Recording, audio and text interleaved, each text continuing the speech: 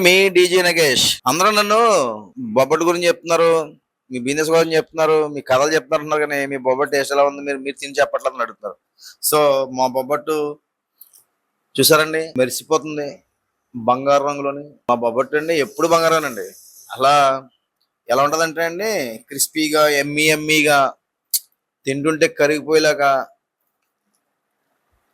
మళ్ళీ నోట్లో పెట్టుకోగానే చాలా వేడిగా ఉందండి. చాలా స్మూత్ వెళ్ళిపోద్దండి. ఎందుకంటే అండి ఇది కంప్లీట్ నెయ్యితో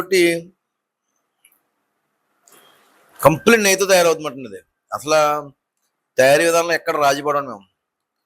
టేస్ట్లో కానివ్వండి, క్వాలిటీలో కానీ ఎక్కడ రాజీపడమండి. ఇందులో బెల్లంతో అబ్బా తింటుంటే ఉందండి, మామూలుగా కదండి. మీకు తినాలనిపిస్తుంది కదా, మరి వచ్చి తినాలి కదా, మరి మీరు కూడా టేస్ట్ చేసి పట్టుకెళ్ళాలి కదా, మీరు అందరికీ చెప్పాలి కదా ఎలా ఉందో. మరి చెప్పండి. బొబ్బట్ అయితే మామూలుగా లేదండి, మామూలు టేస్ట్ కదండి.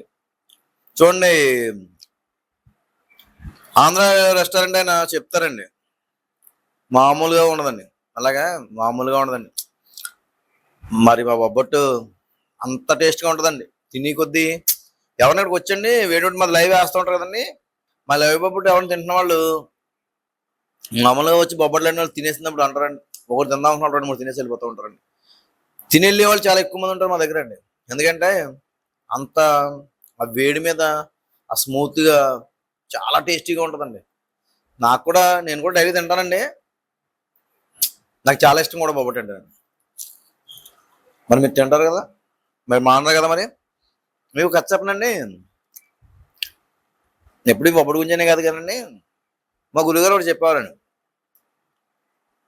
ఒరే ఎవరన్నా వచ్చి ఎలా ఉన్నావరా అని అడిగినప్పుడు నేను చాలా బాగున్నాను రా, నా వ్యాపారం చాలా బాగుందిరా, అసలు ఖాళీ ఉండట్లేదా అని చెప్పాడు అనుకోండి, అయ్యి బాబోయ్, ఇంకా ఆ లోపలండి బాధపడిపోతాడండి.